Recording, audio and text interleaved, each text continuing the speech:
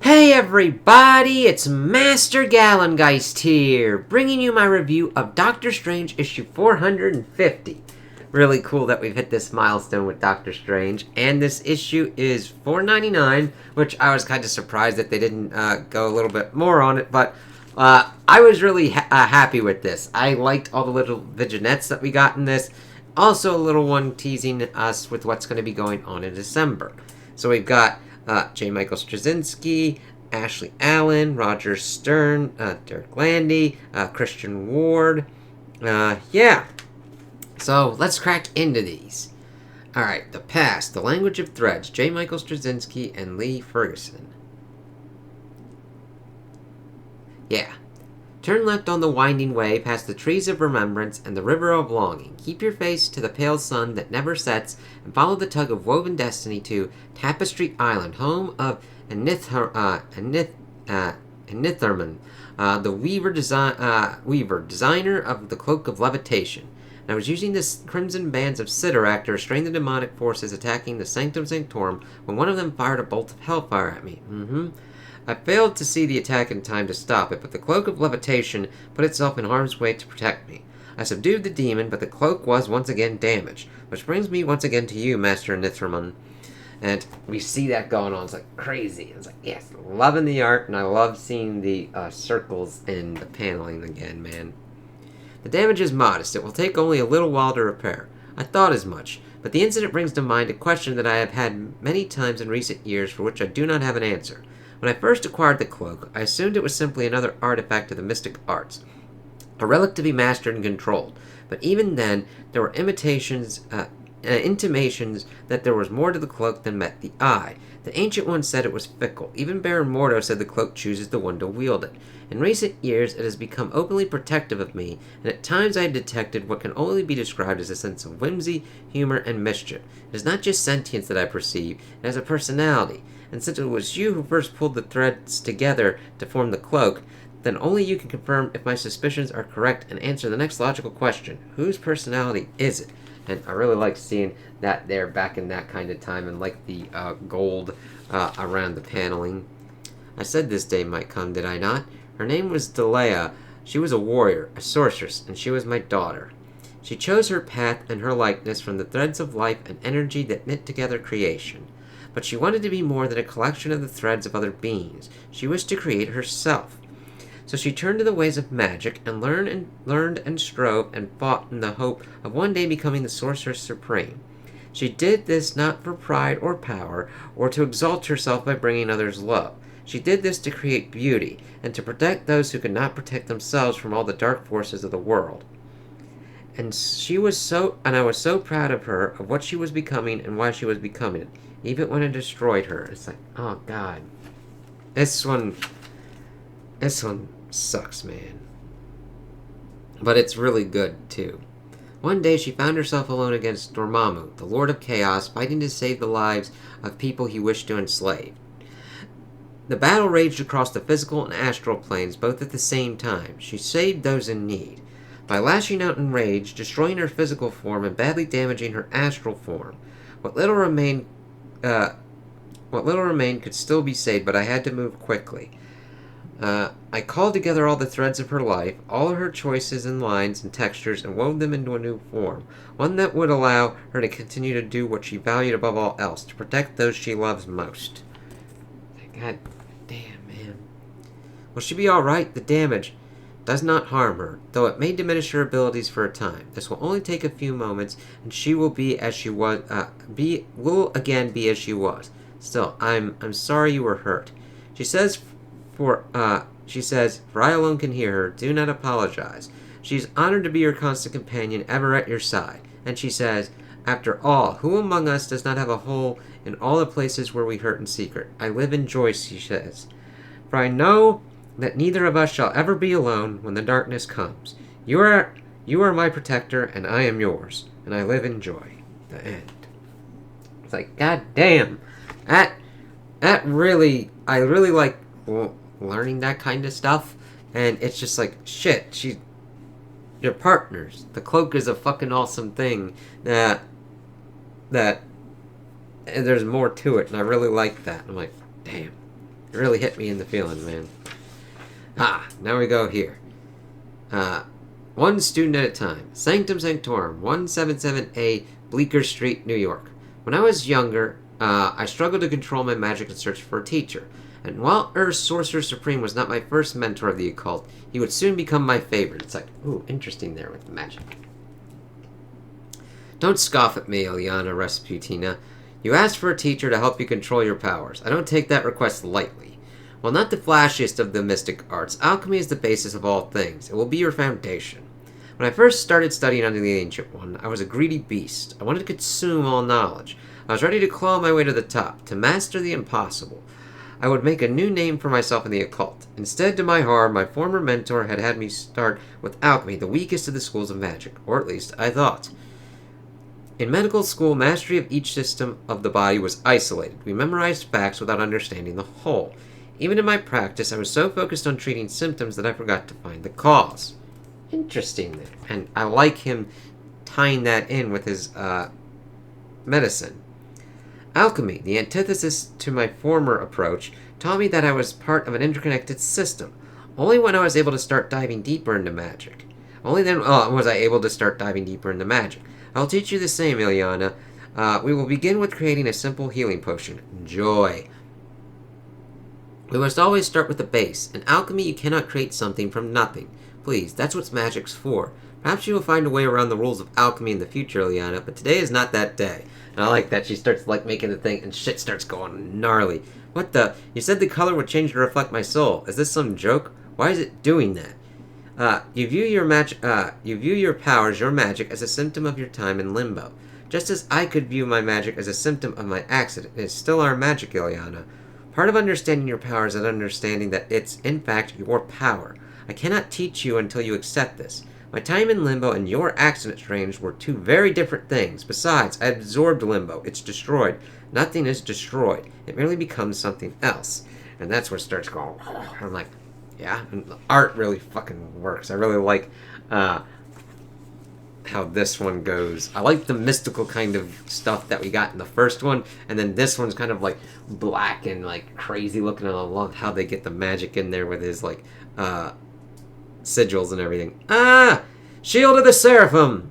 We need to evacuate. I can teleport us away with my stepping disc. We can't run. The potion is linked to your magical signature. My spells won't do anything.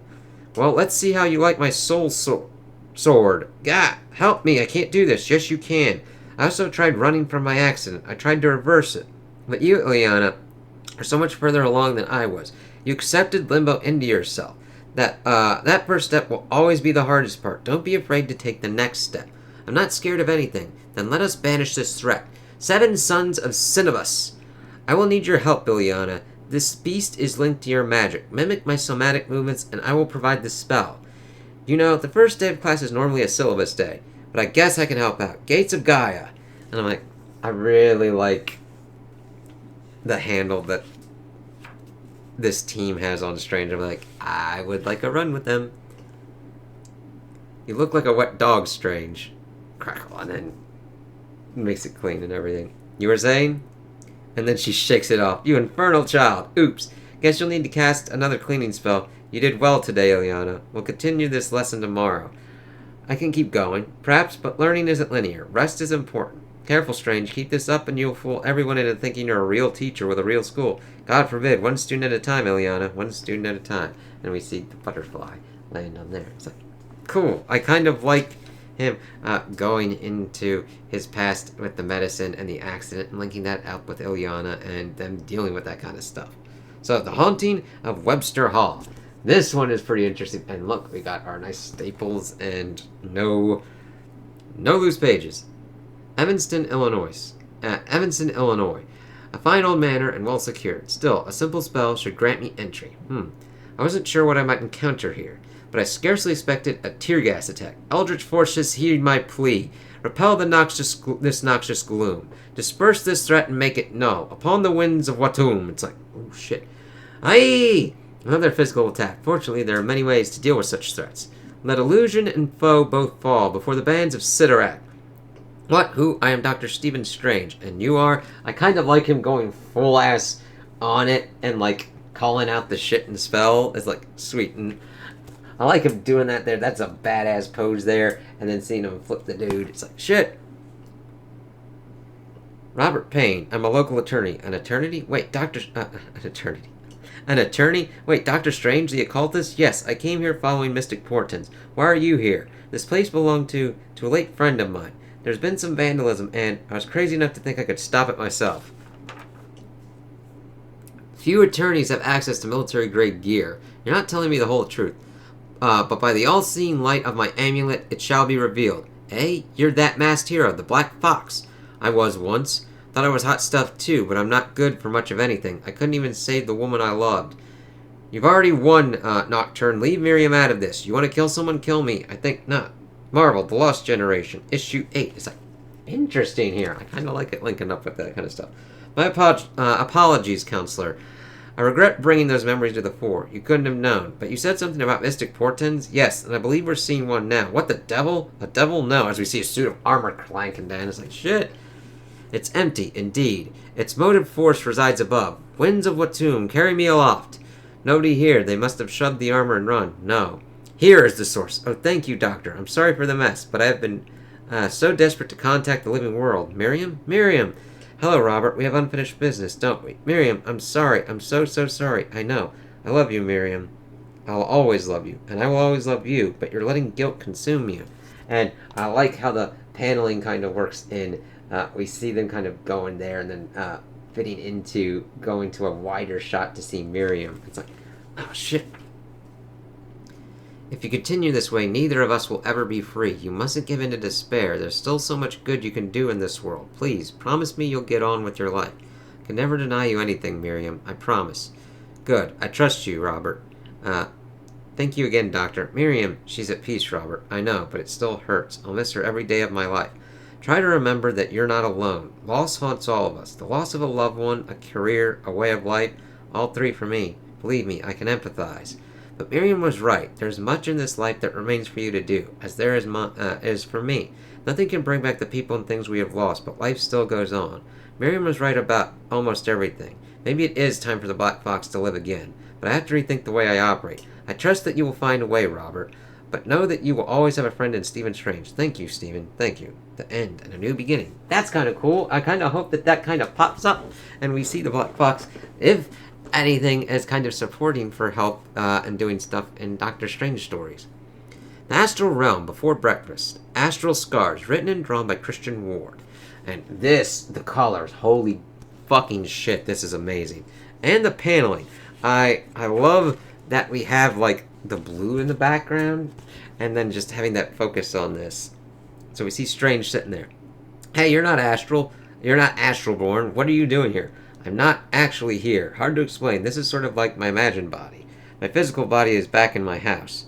If this is your imagined body, why do you imagine it with scars? As we see Strange's hands. Oh, yeah. And we delve into that. Because these scars remind me of who I was and who I am. You're weird. I prefer Strange. How do they make you who you are? I used to be a different man. I was a surgeon. But my patients were only rungs on a ladder to take me higher. The more complicated their pain, the greater the opportunity to prove my prowess. I never once saw them as I should have. I was no doctor. It's like, damn. And I like that, seeing Strange's head like that, and then seeing him as the doctor, kind of, the medical doctor. Until life intervened. I was terribly hurt in an accident. My hands were so badly damaged I could no longer perform surgeries. However, my hubris had survived, and I set off on a journey to fix myself. Only so that I might ascend the echelons yet again. Little did I know it wasn't my hands that I was going to fix. It was me. Now I do help people. And every person I've helped or saved has these scars to thank for it. And I really love this page. Seeing his progression and everything. Seeing him sitting there as a master of the mystic arts and doing the shit that he does. And I like him bringing that out from that negative. Sometimes bad things happen, but sometimes good can come of them. Something bad happened to me too. It's made me pretty angry. I know, I can see your pain, as we do see their pain. It's like, shit. You won't always feel this way. I can help you if you like. That's what I do, remember? It might seem insurmountable, too big, too scary, too painful. And I do like this bringing up, like, with the Black Box and here with these scars. Sometimes that pain can teach us something. We just have to give ourselves time to process it, to realize we have more power over it than we thought. Here, not so scary now, is it? Putting it into a small thing for them. Look after yourself, kid. I'll see you around. 177A Bleecker Street. Breakfast. Are your hands causing you trouble this morning? Are you in pain? Not pain, Wong. Just a reminder. That then focuses on the hands. I'm like, hey, Wong. So, we then go for trolling. Derek Landy, Ivan Fiorelli. Sanctum Asgard. Now, help me, Dr. Strange. Since you abandoned your post at my clinic, both patient numbers and mortality rates have plummeted. I am once again regarded as the worst and most unhygienic healer in all of Asgard. Also, I have a small troll growing out of my shoulder. See Dr. Strange of Asgard, issues 1 through 5. Yeah, but we did. You finally learned my name. Right, come in. I see life has been treating you far better than it has me, Sorcerer Supreme of Asgard. This is what happens when you're good at your job. Shut up, troll. It's like, oh god. And I liked, and this is a really good story, and I'm really into the art style, so we'll see how that kind of, I'd be good with it. But I like that it's a troll kind of thing, so let's crack into it. I really don't have time for this. You don't have time for your old friend Stengrimmer? You don't have time for an affectionate catching up chat? I worked at your clinic for less than a week, and you were the worst boss I've ever had. He smells bad, too. Shut up, troll. Has this happened before? The troll? He pops up every now and then to torment me. Do you have a cure? An ointment? I have scissors. Excuse me? I'll use the scissors of separation to cut the troll off of you. That's barbaric! I thought you were a nice doctor. Suits me. Oh, I hate you so much, you foul-smelling oaf balloon. There seems to be another one of you. Don't worry about that. That's a sliver of my astral self. He doesn't say much, and he just follows you around. Is that healthy? The cloak needs to be bonded to me at all times. These are sacrifices we make. It's like, interesting there. The cloak's looking really awesome.